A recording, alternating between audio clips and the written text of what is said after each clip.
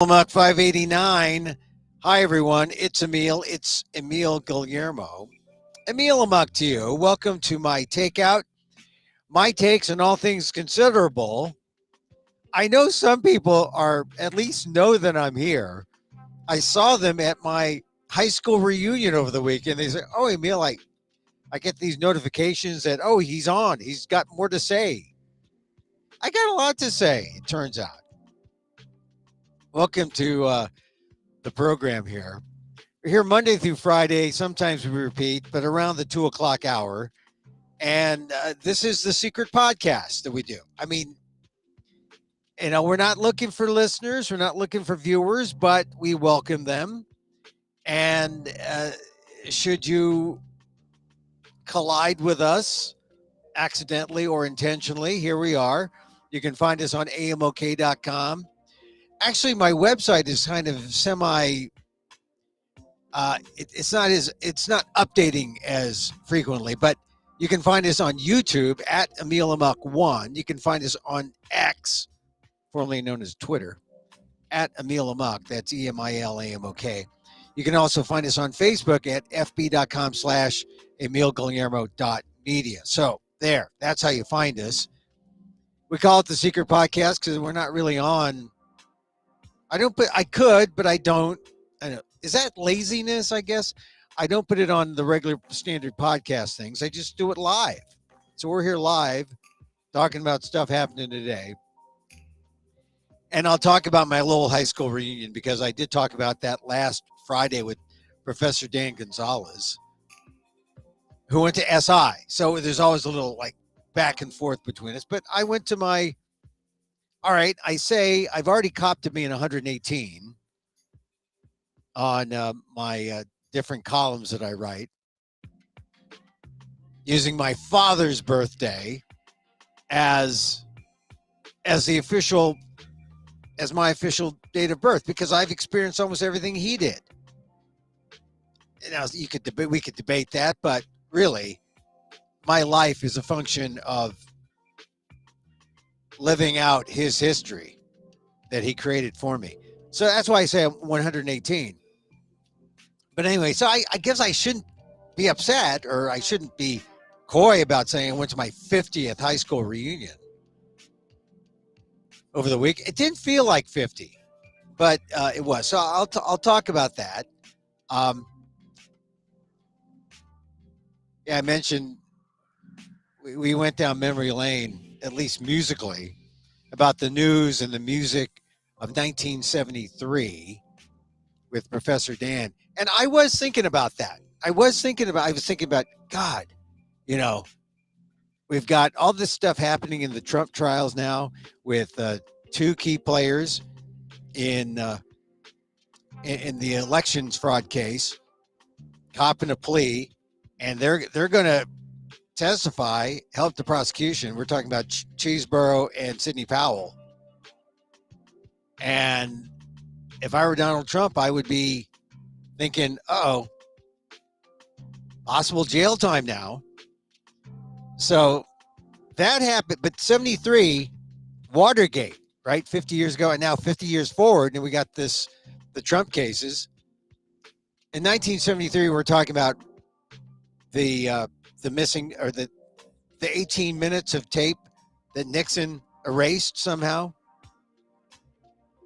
And Nixon had won the election in 72. I mean, that's what I think when I think about Trump running in 2024, that most of the stuff was out about Nixon in 1972, and he still won by a landslide against George McGovern. So, and then during 73, he spent most of his time saying, I don't know what you're talking about. We have these tapes, and fighting the release of these tapes, and then saying these tapes are, executive privilege, and then finally saying, I am not a crook. That was 50 years ago. Isn't that funny? And now 50 years forward, we're sort of in the same presidential mess, or a presidential or an executive. Well, with the exception that Trump is a former president. He is a former president. He's not. Nixon was the president while all that was happening. So, and then one thing that came up when I was talking to women, 1973, that was the year of Roe v. Wade. And that was an exceptional time. A lot of people thought this was the beginning, right? We're chasing out Nixon. The restrictive abortion laws were out the window. The Vietnam War was over. We're thinking, boy, this is the beginning. This is a new beginning. We could be excited. And now 50 years later,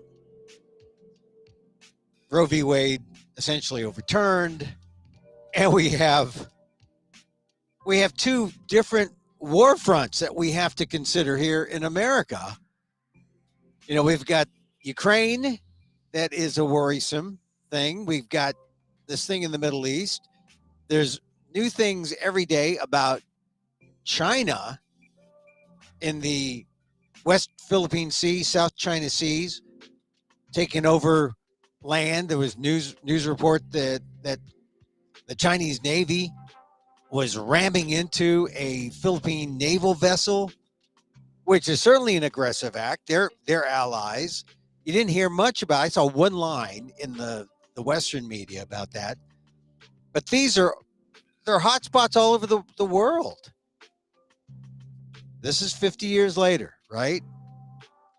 And then, of course, you know, October 73, we had the Yom Kippur War.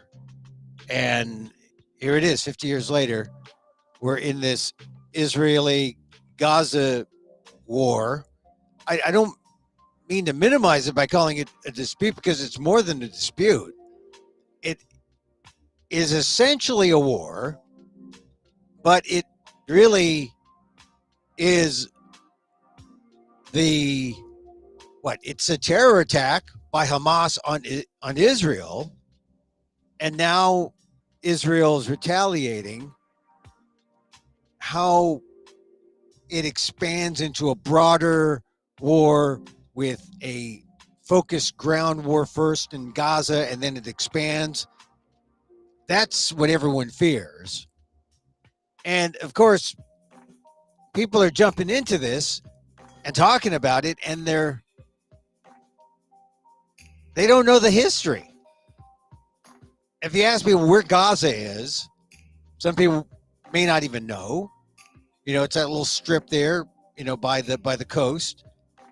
And, you know, they don't know the history. They don't know how there is a dispute now, or ongoing. You know, the UN considers the Gaza Strip, which is like, it's got the population of Detroit by some estimates, right?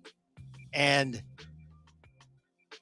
the UN considers it to be occupied by Israel, along with the West Bank and Golan Heights, because Israel controls the movement of the people there.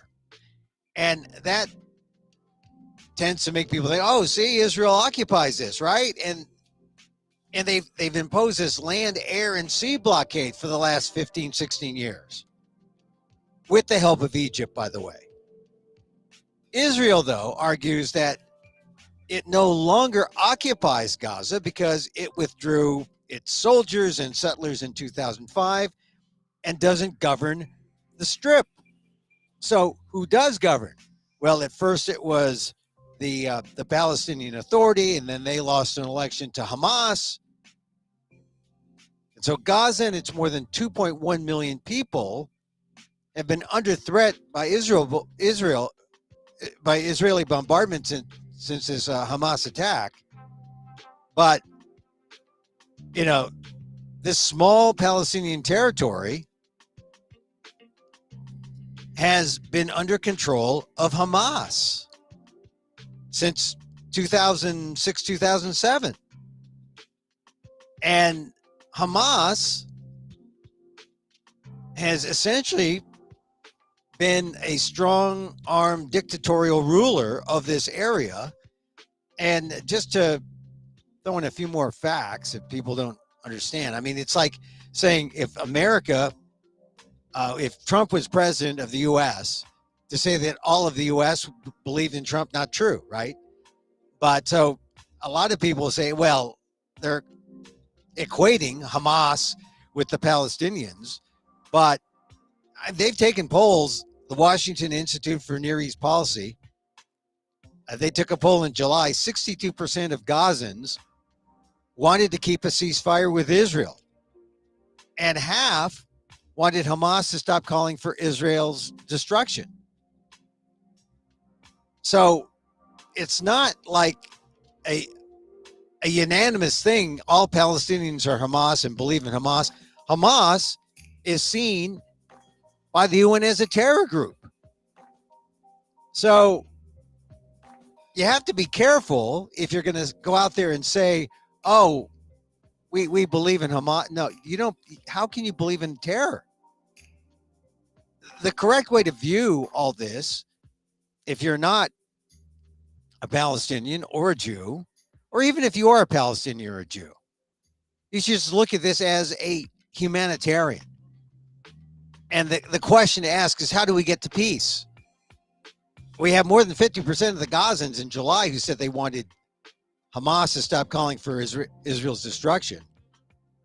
And we had like more than 60% wanted in Gaza, wanted the ceasefire. I think right now, the real humanitarians are yelling for a ceasefire. But I don't think we're there yet politically.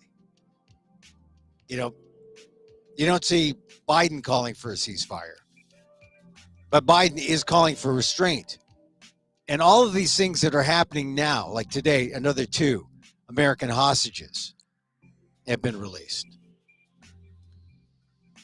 All attempts to slow down the effort of Israel to move to a ground war, to move with their retaliatory response. And it's easy to come in right now in the middle and say, hey, the bomb should stop, humanitarian aid should continue, Israel's bad. I mean, there's a lot of people just saying Israel's bad. Why is Israel? It's all Israel's fault. That's what some people are saying. Not true. If you look at the history, more complicated and nuanced. Dave Chappelle, the comedian, was in Boston last week, got into a shouting match because he was thinking about humanitarian needs and said, Israel was wrong, called for a free Palestine. Yeah, you can call for a free Palestine, but a free Palestine with what? Are you still going to have Hamas's view that Israel should be extinct? That's the genocide you should be worried about. The only way to get to a 2-state solution is if Hamas drops its view that Israel needs to go. And maybe Hamas needs to go too. Not as the equivalent of all Palestinians, not as the voice of Palestinians. And so as people begin to understand how complicated this is, you see how,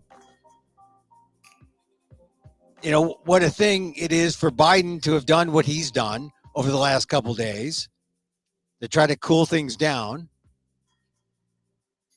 And I just think this is as dangerous a time as we've seen in the last 15 years. New York Times reporting that more Palestinians have been killed in the West Bank than at any point in the last 15 years right now. And speaking of which, New York Times, they published an editorial essentially apologizing for jumping the gun on that hospital explosion in Gaza City.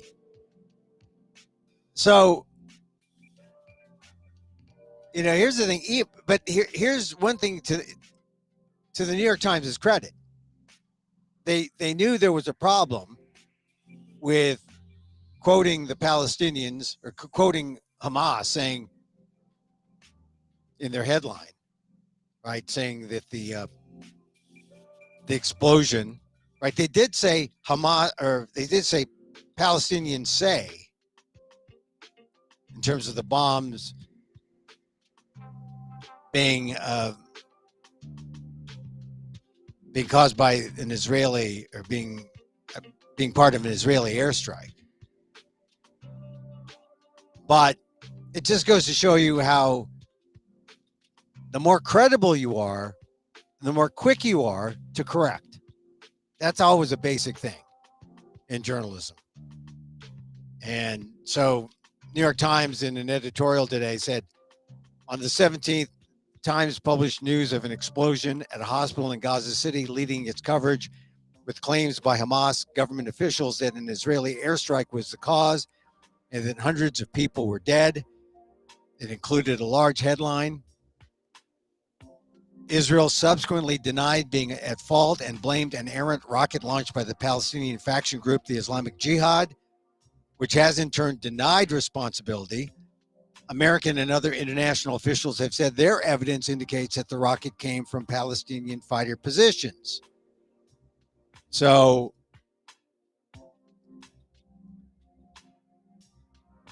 the Times says the early versions of the coverage and the prominence it received in a headline news alert relied too heavily on claims by Hamas and did not make clear that those claims could not immediately be verified.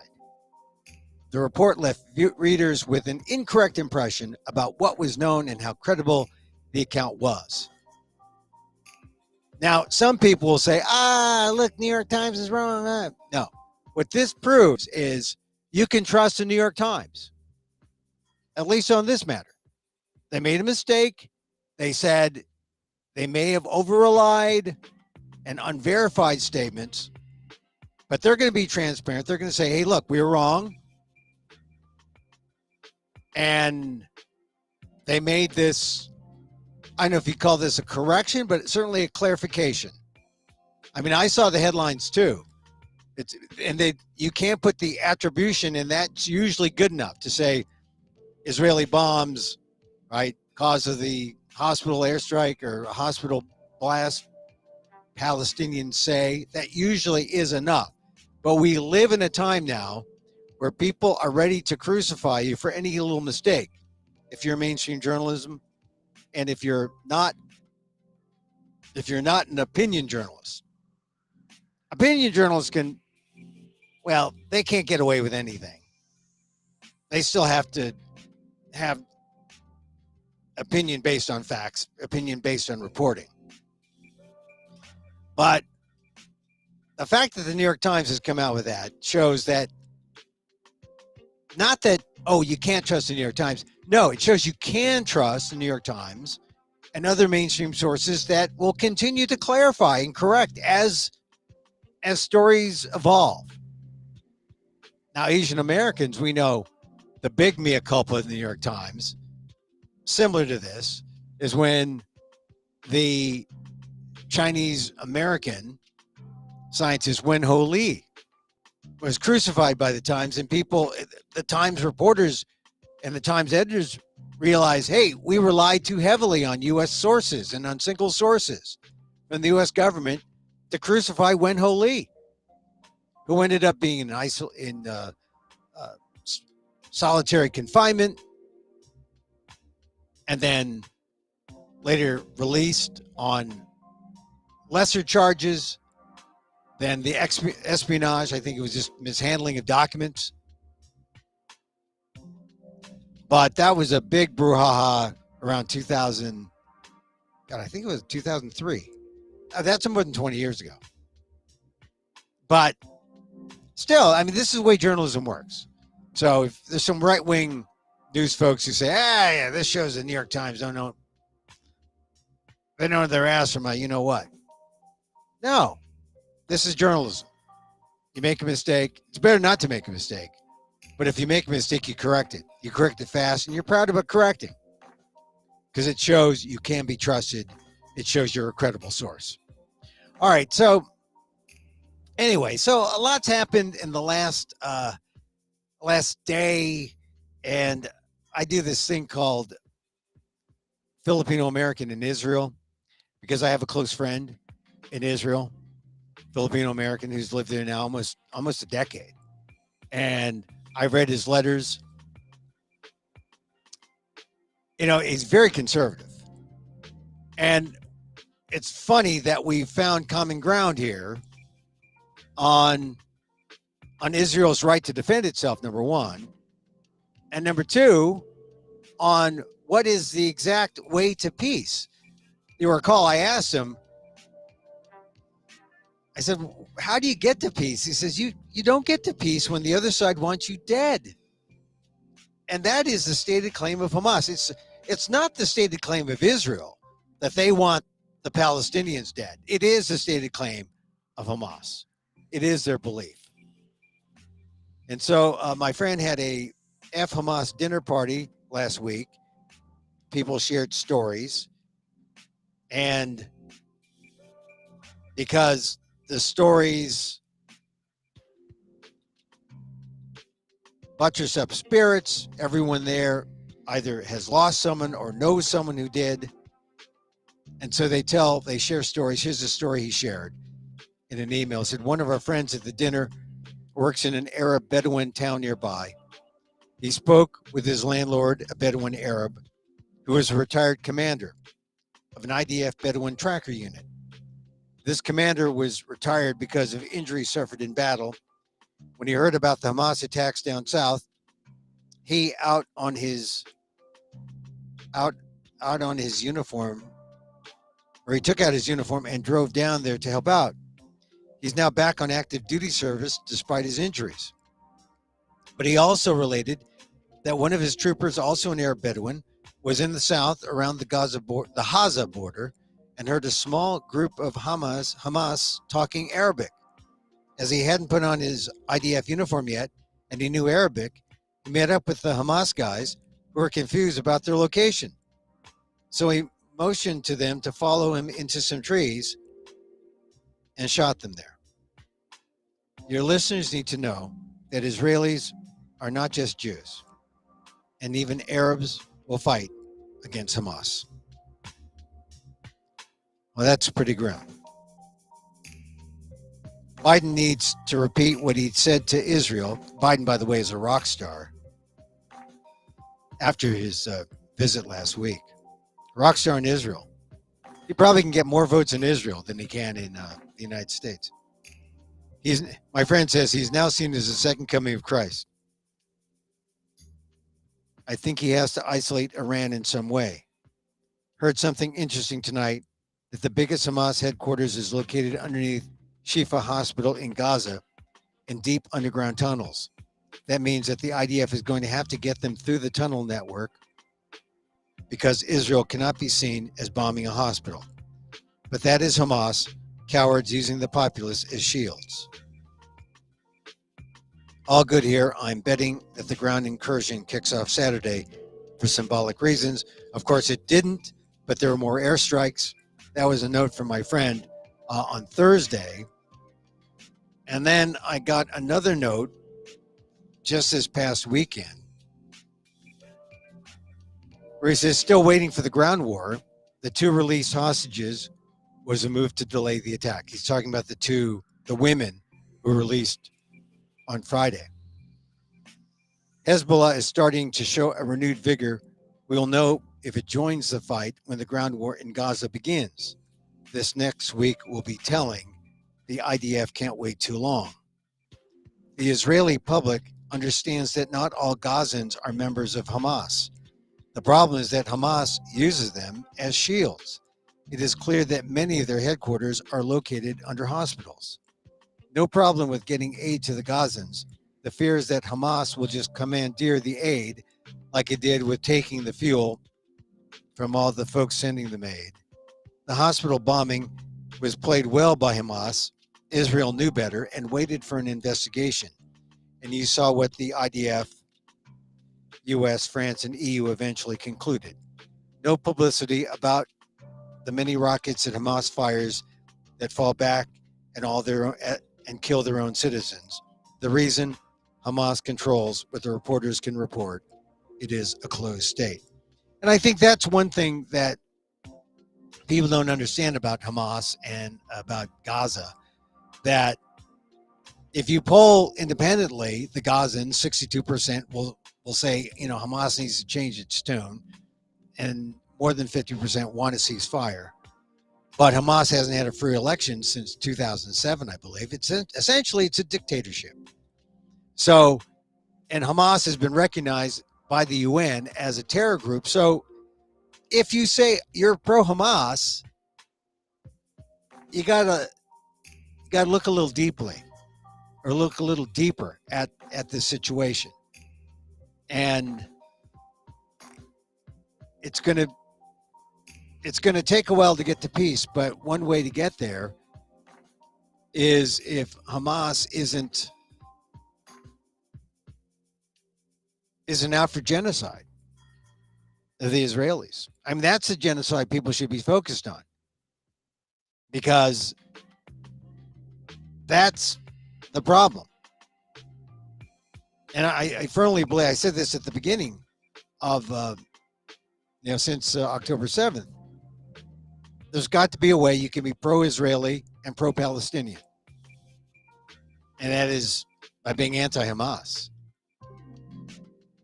That's the way you're going to get to peace. It's happened before, until 2007, when Hamas won that election. But if they had an election again, I don't think Hamas would win. That's why they don't have elections. That's something that Jim Jordan found out. If you don't have the votes, you shouldn't have an election. Anyway, notes from my Filipino friend in Israel. He's not leaving. He's a former Army officer, Army paratrooper, by the way. And he's volunteering. And I say, aren't you going to come home? A lot of Americans are coming home. He's not coming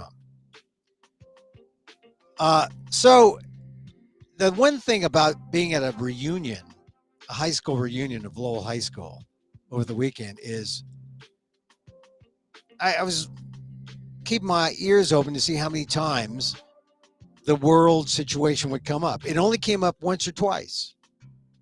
Not very frequently. Everyone was happy to get into the 70s tunes.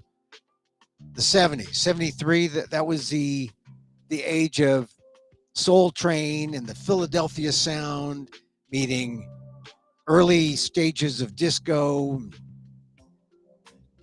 and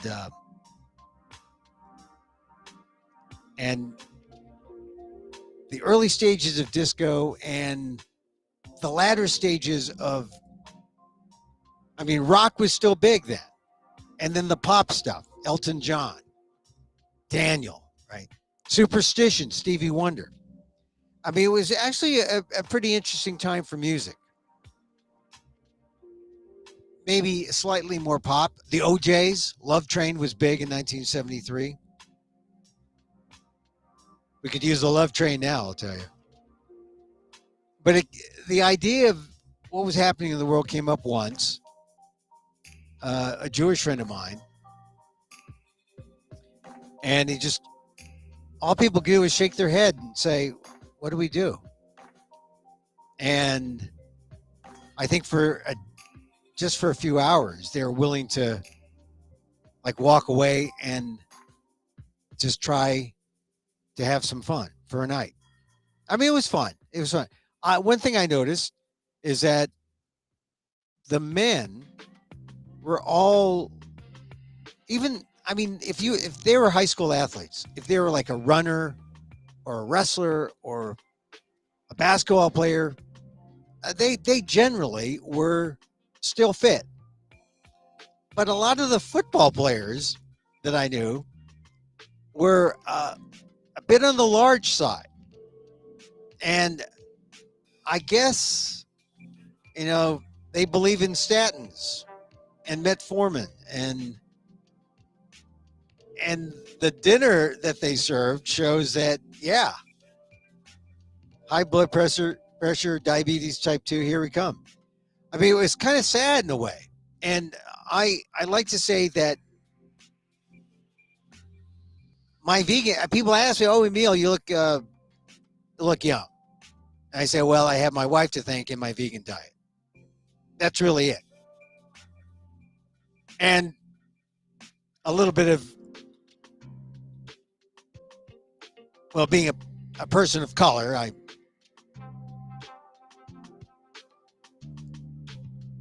I have fought out the impulse of my hair to go white. And but it was good to see. When you haven't seen people, I mean, when you had a life with them in the school environment 50 years ago, and you only see each other maybe 5-10 years, it made me want to see them again. I would love to see these people again, or more often. And I wonder, oh God, I moved away. I moved to the East Coast. I moved out of the city. But it'd be great to see them more often. And that's what I felt. I said, God, those high school friends, they were good. They were good friendships. And yet I was recalling how being at Lowell wasn't exactly, I was lonely a lot of the times at Lowell. I remember times in 10th, maybe 11th grade. It was a 10th, 11th, 12th grade school, 3 years, 1,000 people in just our class. So like a huge school, like 3,000 people. I just remember sometimes I would just find a quiet corner in the back of the school building and sit alone. I actually did that more than once. It was a very competitive school. Didn't have a lot of friends first couple of years. Slightly changed, junior, senior year, but it was hard. It was hard. I remember some tough times. And then, people would come up to me and say, oh, Emil, because, I've had public jobs, in television, radio. People would say, oh, yeah, Emil, how are you? We see your things on Facebook. Or, what else are you doing? So it was good. The thing about reunions is that basically it's a self-selected type of thing, right? Out of a class of 1,000, maybe 200 people showed up. So it was a small fraction. And generally speaking, they're people who,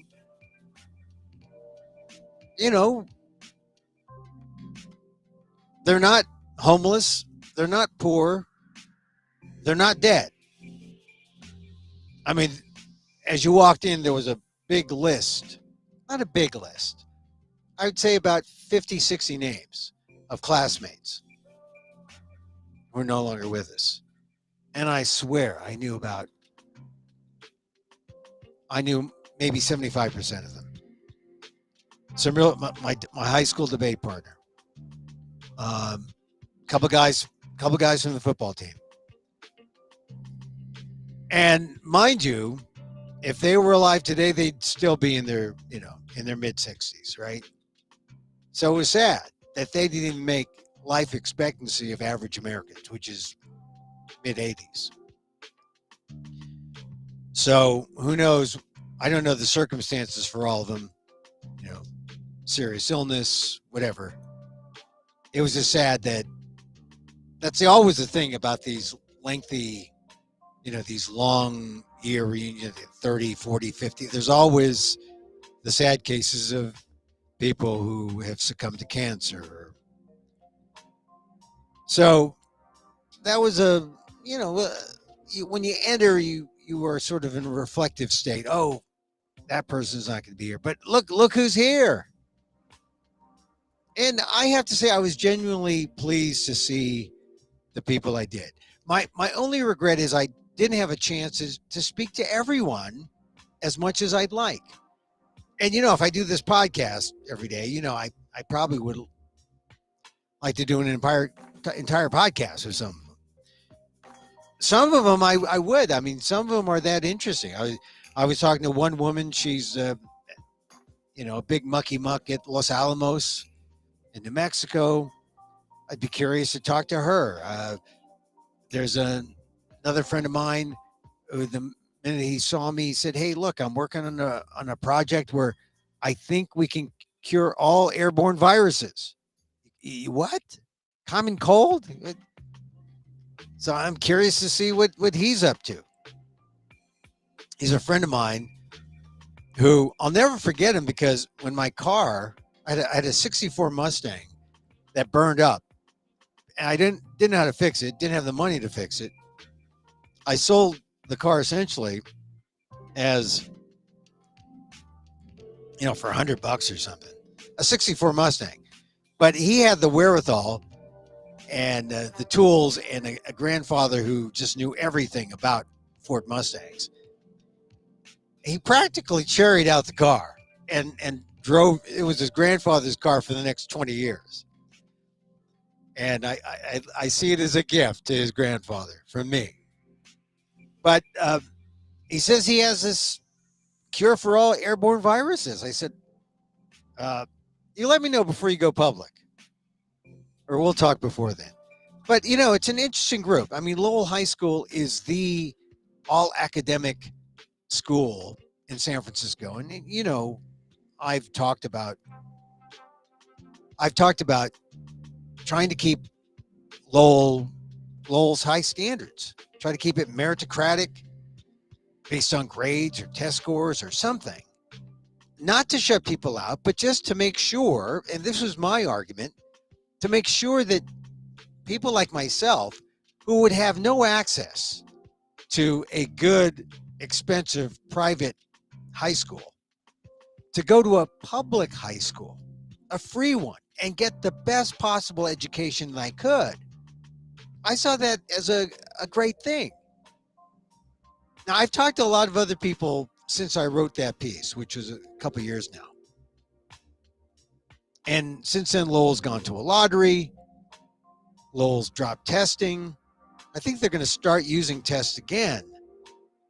But I've come around to thinking that maybe a lottery is the best way. A lottery is the best way to make sure that everyone is exposed to Lowell, not just the smart kids. Although I was thinking about the smart kids from poor areas of the city, like where I was in the Mission, or my debate partner friend Hiram, who's from the Bayview. What if you gave really bright kids access to the best of the public schools or the best high school education they could get? That's what Lowell represented to me.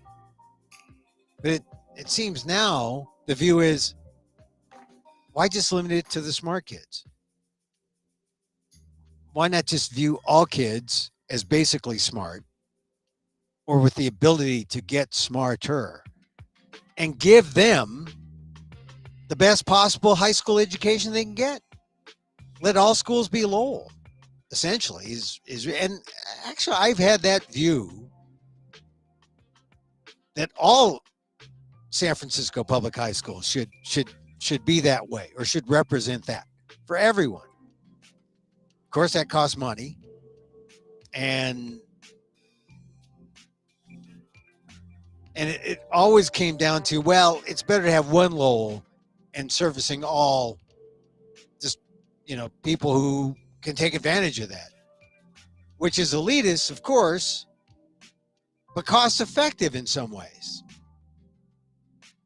But then wouldn't it be better if you just had one school, if you had all schools were equal and everyone could have access to the same kind of top-notch high school education?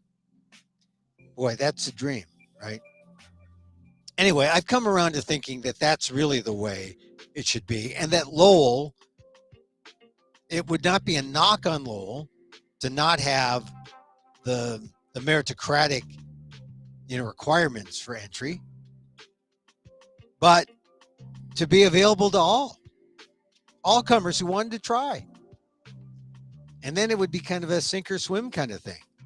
But that would only work if the teachers had the power to really, get in there and help these kids. And not all of them were empowered, had the time, the resources for some of the kids who really needed more help. So, it's complex, but, talking to people there and seeing what things were like 50 years after, I think it probably is a better move that if all schools were equal and had the best possible education for the public. I'm a believer in public schools. And believe me, I did not attend a junior high school that was, necessarily an elite or academic kind of school. I went to a junior high school in Everett Junior High School, which was, drew from all the best, all the communities that, the Fillmore, the Bayview, Potrero Hill, the Mission. It was 3,000 kids, and not all of them were interested in going to school. But a few were, and we were tracked into a college prep program, and we got good educations. Some of the best classes I took in my public education life were in that junior high school on 16th and Church in San Francisco. So I'm a believer in public schools. I know it could happen. I just don't know if the public school system and its leadership has the wherewithal to really expand on that. But I thought these are the thoughts I was thinking as I left my 50th reading. It wasn't all just, it's 50 years, hedonistic time, let's celebrate. It was fun, but I also thought about what role Lowell should play in the present day for all students of San Francisco. So it was interesting to go there. Some of the people I met a friend of mine. She goes by the name Samara Fong, African-American woman, married a Chinese American. She's a lawyer in Oakland. She had an interesting story, and she looked great, by the way. I say that because she had this gold sequin dress, and I wanted to see her because she was no longer going by her maiden name, but she was going by Fong. And I said, oh my God, she married an Asian American. And I met her husband. It's great. I had a conversation with an Asian American Chinese, who married a Caucasian. And he just seemed like he came up to me, we talked, and he was trying to make sense of the last 50 years. His wife was from Illinois. She's white. And he saw it as the height of his assimilation. But he was still wondering where he belonged. And to keep on the education theme, he just remembered the Dick and Jane books. And he said he always got those books in school. And he saw that story, heard that narrative in his head as he was in reading classes all throughout elementary school in the early grades, and is always trying to figure out where he fit in. And then he ended up marrying this woman from Springfield, Illinois, land of Lincoln, Caucasian woman. He said, I guess I have my Dick and Jane life. He was there without his wife, but, we had some contemplative conversations. I met a Filipino guy who's an entertainment lawyer. He said, I had to talk to you, Emil, because I know you talk about Asian America and Filipino-ness, and I just discovered mine, he said. He said, I've just been so into assimilation these last 30, 40 years, but then, I have kids, and now suddenly I'm thinking about what it means to be Filipino after all these. This guy's in his 60s. I said, well, that's great. I mean, I wasn't necessarily a member of the Filipino club when I was at Lowell, or Asian American anything at Lowell. But all it took was a stint at Harvard to realize how Filipino I really was. And I think that, when it happens to you, when you see the things that happen to you and begin to understand it, then you look at assimilation in a different way. And you want to grab onto the things that make you you, that are part of your story. And then you want to tell your story.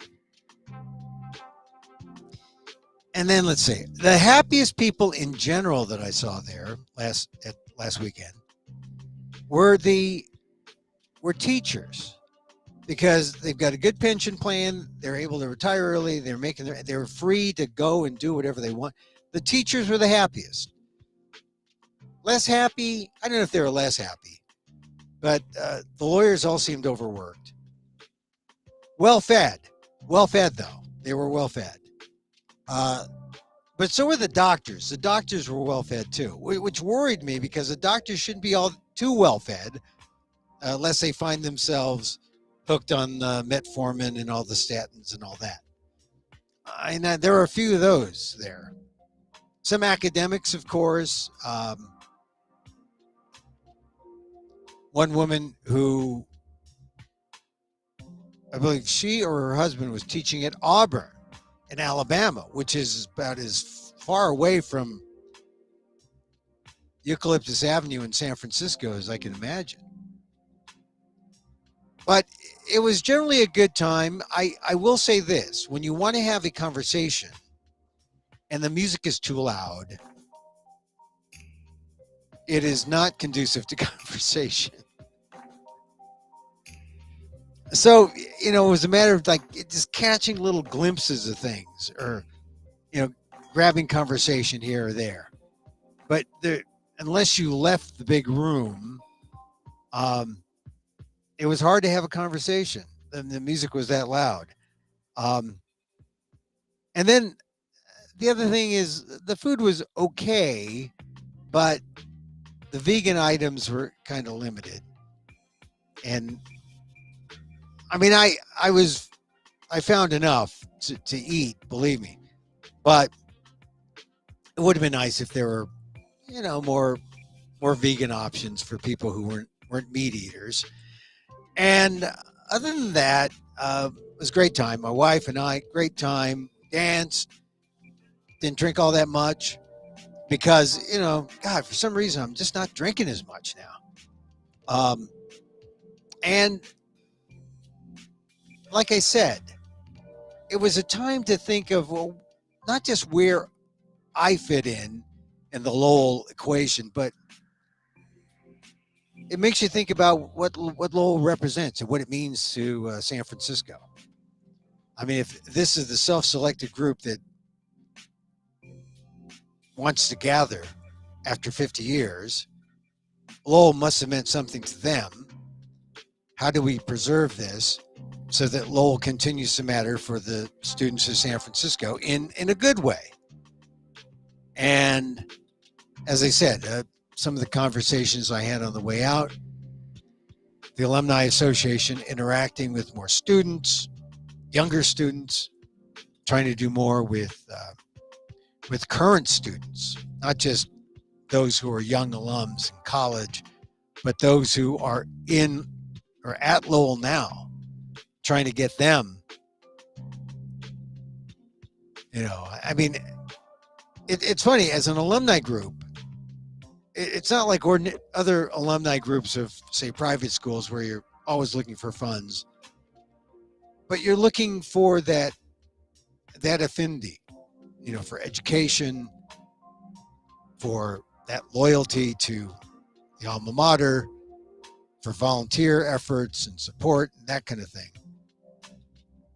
And because believe me, this is now the second reunion I've been to in 2 weeks. The first reunion was a more generic alumni association group at Harvard. And I actually like those kind of groups where it's not pinpointed to your year, but it's like multi-generational, and you got young alums and older alums, and they're all mixed together, and you all share something about your alma mater. But I was talking to an admissions officer there and I said I was from San Francisco. He said, "Oh, what high school did you go to?" And that's how the conversation goes. I said, I went to Lowell. Oh, Lowell. Everyone knows Lowell. And I hope they continue to know Lowell for all the good reasons for a long time to come. All right, so we talked a little about Gaza and Dave Chappelle. Oh, Hasan Minhaj. I keep wanting to talk about Hasan Minhaj because over the weekend it was reported that he's no longer in the running for The Daily Show. The significance of that is, well, he's funny, but a month ago in The New Yorker, they did an expose about some of his jokes. Now, you might say, come on, fact-checking jokes, that shouldn't be a thing. Jokes are jokes. Yeah, but when you're out there fronting a fake news program, you need a little credibility if you're going to be pushing the news with little fake twists to give it punchlines. And I think Comedy Central is feeling the heat. And where the fabrication came in, fabrication, embellishment has to do with anthrax and getting a white powder. And then Hasan Minhaj made it sound like it was, in fact, anthrax. It wasn't anthrax. Which you can still say the joke if you got a white powder and you thought it was anthrax and, oh, I imagine what could happen. But when you go down the path and say, it happened, it's white powder, it's anthrax, and look, it's a little different. The sympathy, the manipulation, everything in comedy is manipulated though, right? But that's the beauty of the art of comedy, because the manipulation becomes the lie that tells the truth as opposed to the lie that is just a lie. No, Emil, that makes no sense. It's a lie. It's a lie. Well, yeah. Well, you lie and you juice it up to make it funny. Okay, it's funny. Is it truthful? Well, it didn't really happen. I mean, I can see it both ways. You can say maybe Hasan Minhaj can get away with saying that joke in a club, a nightclub, but when you're fronting a fake news show that's supposed to be, the value is that it's more true than regular news in an ironic, satirical way, then I think you have a different standard, and I think it matters. So that's one instance. Another instance when he's telling a story about his mosque being infiltrated, and he plays around with this guy about this idea. And then he jokes that, because he played around with this guy about his mosque, who was infiltrating his mosque, he found himself jacked up on the hood of his car by law enforcement. The New Yorker did a whole thing saying that wasn't true, didn't really happen. Does it matter? Once again, if you're telling a joke or story, maybe, but there's a way to tell it so you're telling the truth. It's still funny, and you still get the desired effect, and you still are truthful. But when you when you sell it as it happened, now, credibility is an issue. So Hasan Minhaj isn't commenting. This is reported in Vanity Fair and other publications over the weekend. Funny guy. I like Hasan Minhaj. Young guy, 38, from Davis, California, Indian American. He was the front runner. And I don't know who leaked it to the New Yorker, but now that it's been out, he can't seem to undo it. And he likes to say that, in my Arnold Palmer formula, of comedy. You take a bit of truth and then you embellish it, and then out it comes. It's the art. Well, okay, there's some exaggeration, yeah,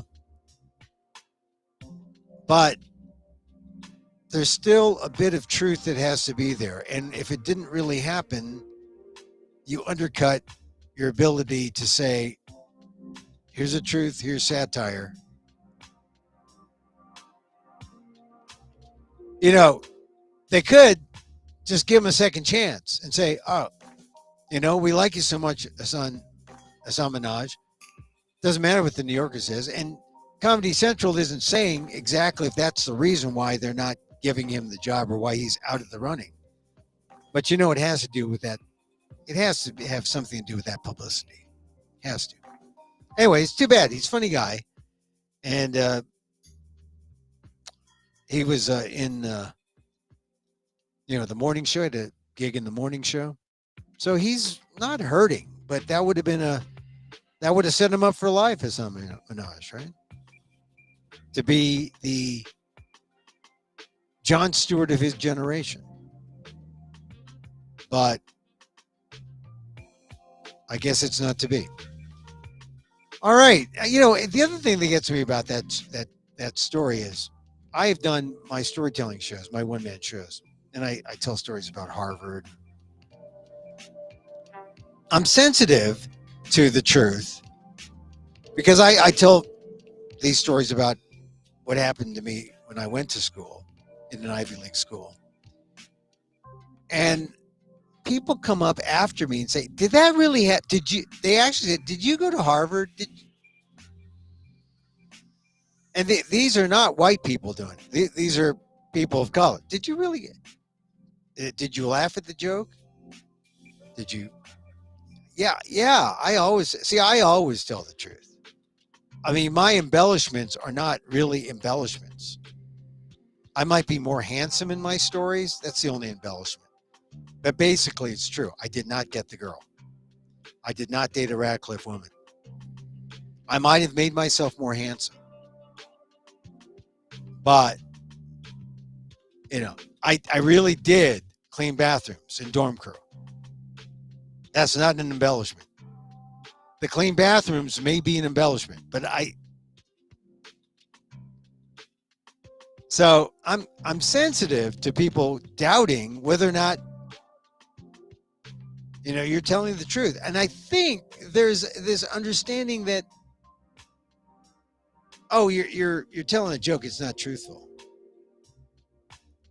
And I think that's where the stand-up comedy artists or the dramatic artists, they'll take issue and they say, yeah, it's fiction, but it happened. It's truthful. Hasan Minhaj would say, there's an emotional truth there that I'm dealing with. But it's blurred somewhat because he's being a news guy. A fake news guy, albeit. But you're manipulating. And if they find out that it's... See, no one wants to be had. No one wants to be... I guess, they don't want to be hoodwinked. It's a level of trust. And maybe that's it. Maybe Hasan Minhaj had a level of trust, but it went away when the New Yorker wrote that piece on him about a month ago. Anyway, he will bounce back. He's a talented guy. And but it does show that there is a new level, new standard, perhaps. Some people say, this is ridiculous, fact-checking jokes. No. It goes beyond fact-checking jokes. It's about your personal credibility with the audience, your relatability. If they know you're lying and they're in on it, they'll let you lie all day. But if part of your credibility is being known for being sincere, telling the truth, telling the news,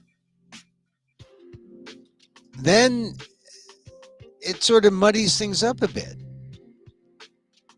And that's always a problem with fake news. How far? I mean, is it so obvious you'll know that it's fake, and so you accept it? But if people can't accept the basic premise, like when that woman came up to me afterwards and said, "Did you really go to Harvard?" Yeah. Don't you trust me? See, that's what it comes down to. And once that story was out in the New Yorker for Hasan Minhaj, I think it gave him, or gave reason for more scrutiny, which I don't know if anyone really can withstand. All right, that's it for today. Hey, look, we may repeat this show tomorrow. You can catch it on YouTube at Emil Amok 1. On Twitter again, just roll it back with your finger. Twitter, X, formerly known as Twitter, at Emil Amok. I guess people are starting to say they're calling it X.